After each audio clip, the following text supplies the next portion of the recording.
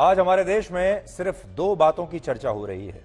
पहला, प्रधानमंत्री नरेंद्र मोदी के भाषण की चर्चा और दूसरा, अहमदाबाद के नरेंद्र मोदी स्टेडियम की चर्चा। अमेरिका के दौरे से लौटने के बाद आज प्रधानमंत्री नरेंद्र मोदी ने अपना पहला भाषण दिया और यह भाषण बहुत ही आक्रामक था, बहुत ही दमदार था। भोपाल में बीजेपी की तरफ से आयोजित एक कार्यक्रम जिसका नाम था मेरा बूथ सबसे मजबूत, और इस कार्यक्रम में प्रधानमंत्री मोदी ने बीजेपी कार्यकर्ताओं के सवालों के जवाब दिए।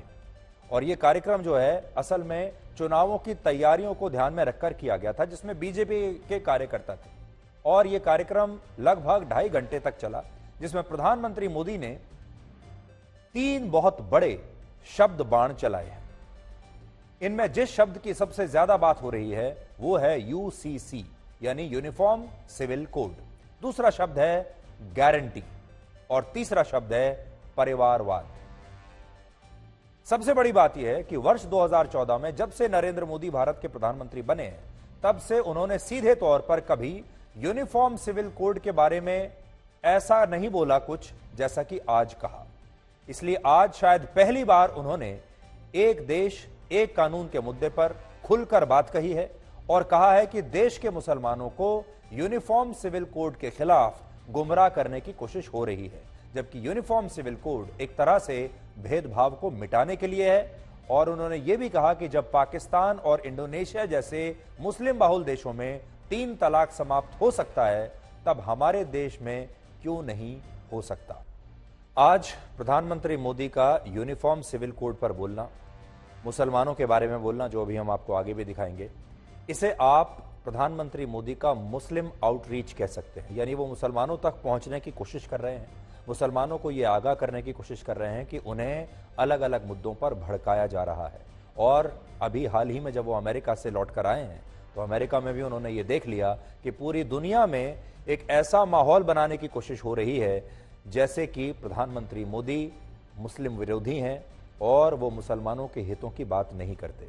लेकिन आज अपने पहले ही भाषण में उन्होंने सबसे पहले उसी मुद्दे पर देश के मुसलमानों को एड्रेस करने की कोशिश की है।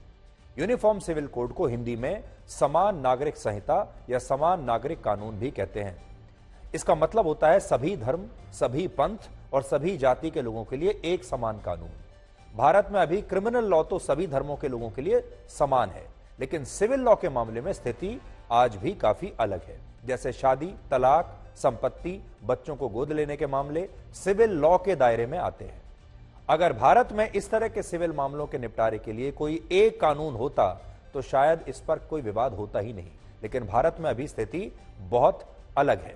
भारत में शादी, तलाक और संपत्ति जैसे मामलों के लिए हिंदू, सिख, जैन और बौद्ध धर्म के लोग तो एक समान कानून के दायरे में आते हैं। इन सब के लिए एक कानून है।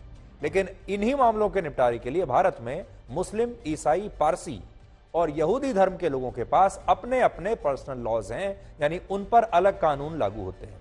जैसे मुस्लिम पर्सनल लॉज के हिसाब से कोई भी मुसलमान पुरुष बिना तलाक लिए 4 शादियां कर सकता है, लेकिन हिंदू, सिख, जैन और बौद्ध धर्म के लोग तलाक लिए बिना दूसरी शादी अगर करते हैं तो यह कानूनन अपराध माना जाता है और 10 साल की सजा इसमें हो सकती है।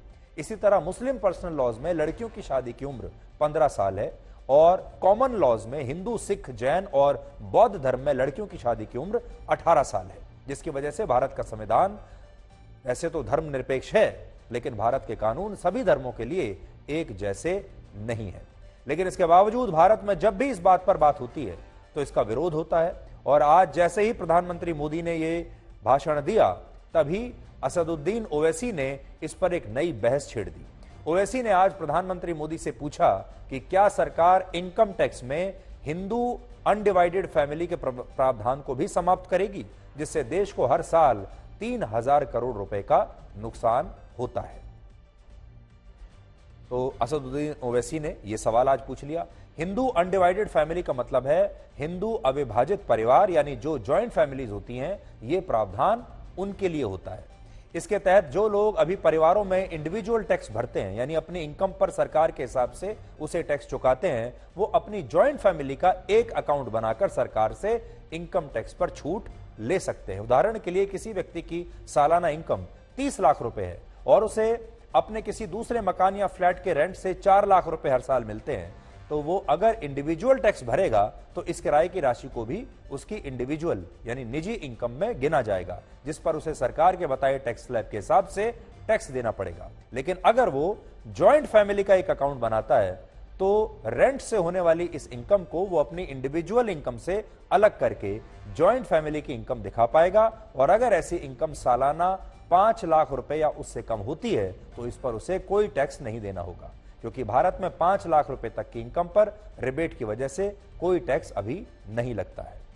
एक और बात, इनकम टैक्स से जुड़े इस कानून को नागरिकों के सिविल अधिकारों में तो गिना जाएगा, लेकिन वैसे ये आर्थिक मामलों से जुड़ा प्रावधान है। और इसे आप ऐसे समझ सकते हैं कि भारत में किसान इनकम टैक्स के दायरे में नहीं आते, जबकि बाकी वर्ग के लोग इनकम टैक्स के दायरे में आते हैं।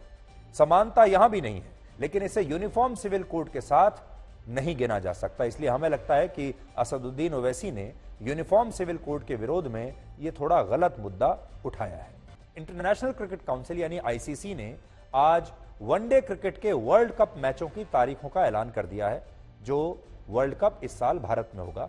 और दिलचस्प बात यह है कि इस वर्ल्ड कप की शुरुआत भी अहमदाबाद के नरेंद्र मोदी स्टेडियम से होगी और इसका फाइनल मैच भी यानी वर्ल्ड कप फाइनल भी अहमदाबाद के इसी मोदी स्टेडियम में खेला जाएगा। इस वर्ल्ड कप के दौरान भारत में कुल 48 मैच खेले जाएंगे, जिनमें 5 अहमदाबाद के नरेंद्र मोदी स्टेडियम में होंगे और इनमें भी 15 अक्टूबर को होने वाला भारत और पाकिस्तान का मैच अहमदाबाद के नरेंद्र मोदी स्टेडियम में खेला जाएगा, जो शायद दुनिया का सबसे बड़ा मैच होगा, क्योंकि उस दिन करोड़ों लोग इसे देखेंगे। अब हमारे देश के बहुत सारे लोग ये दुआ कर रहे हैं, तमाम भारत के जो फैंस हैं, कि भारत की टीम भले ही 11 अक्टूबर को दिल्ली में अफगानिस्तान के खिलाफ होने वाला मैच हार जाए। भाई, दिल्ली में अफगानिस्तान से भले ही हार जाना, लेकिन 15 अक्टूबर को नरेंद्र मोदी स्टेडियम में भारत को हर हाल में पाकिस्तान को हराना ही होगा। अब अगर नरेंद्र मोदी स्टेडियम में खेलते हुए भारत की टीम पाकिस्तान से हार गई तो यह फिर बर्दाश्त के बाहर हो जाएगी बात। इसलिए अब सारे भारत के जो करोड़ों जो फैंस हैं, भारतीय टीम के सपोर्टर्स हैं, अब वो इस मैच का इंतजार कर रहे हैं 15 अक्टूबर। और सोचिए, वो भी संडे का दिन है। संडे के दिन भारत और पाकिस्तान का मैच, और वो भी कहां? नरेंद्र मोदी स्टेडियम में।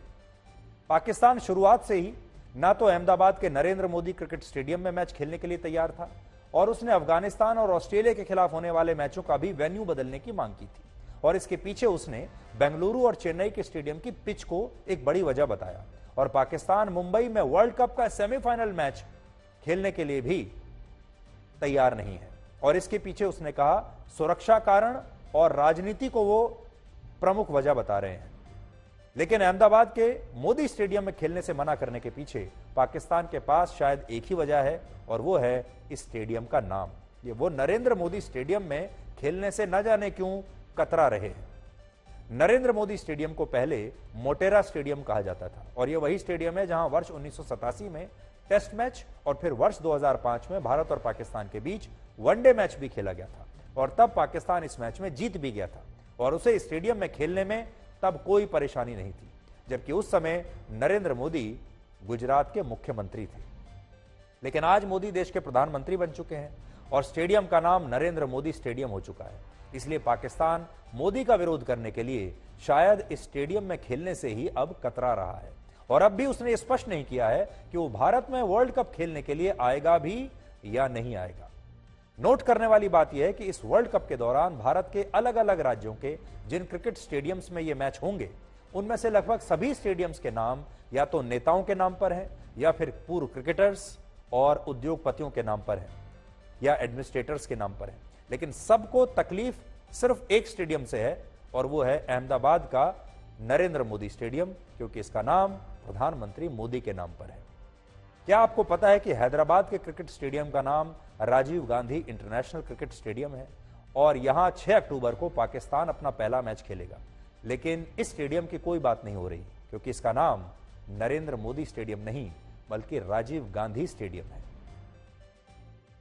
तो अब इंतजार है 15 अक्टूबर का, और पाकिस्तान भले ही कतरा रहा है नरेंद्र मोदी स्टेडियम में खेलने से, लेकिन यह मैच बहुत ही दिलचस्प होगा। पहली बात तो ये कि पाकिस्तान को यह स्पष्ट करना होगा कि उसे गुजरात पसंद नहीं है, या उसे नरेंद्र मोदी स्टेडियम की पिच पसंद नहीं है, या फिर इस स्टेडियम का नाम उसे पसंद नहीं है।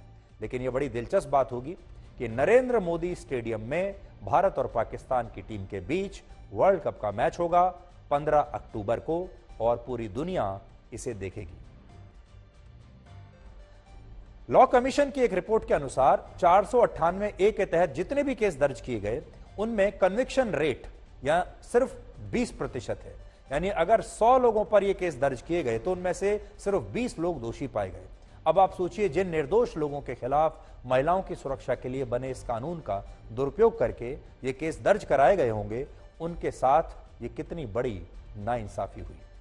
इस कानून का किस तरह दुरुपयोग हुआ, इसे आप इस बात से भी समझिए कि वर्ष 2005 में खुद सुप्रीम कोर्ट ने 498 ए के दुरुपयोग को कानूनी आतंकवाद कहा था, क्योंकि इसके दुरुपयोग के कारण हजारों परिवार बर्बाद हुए और बहुत से पुरुषों ने आत्महत्या कर ली थी।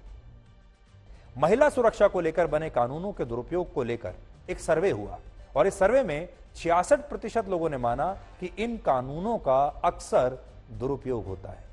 ऐसे में एक बड़ा सवाल यह है कि किसी भी कानून के दुरुपयोग को आखिर कैसे रोका जाए।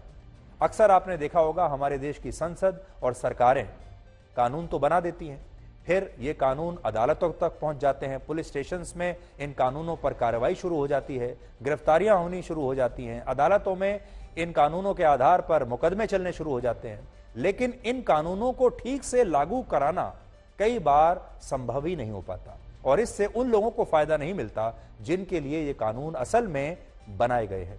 और कई बार ऐसा भी होता है जब इन कानूनों का दुरुपयोग अगले ही दिन से शुरू हो जाता है। इसलिए हमारे देश की सरकारों को अब कोई भी नया कानून बनाने से पहले इस बात को ध्यान में रखना चाहिए कि उनका सही तरीके से पालन सुनिश्चित किया जा सके और इनका दुरुपयोग न हो।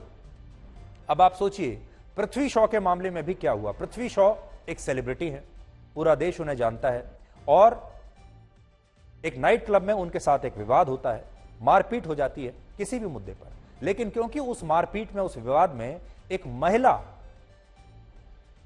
जो है वो इन्वॉल्व है और उस महिला के लिए बहुत आसान सी बात है कि वो तुरंत मॉलेस्टेशन का आरोप, छेड़छाड़ का आरोप पृथ्वी शॉ पर लगा दे और फिर पुलिस को भी इस पर शिकायत या एफआईआर तो दर्ज करनी ही पड़ेगी और उसके बाद ये मुकदमा चलता रहेगा।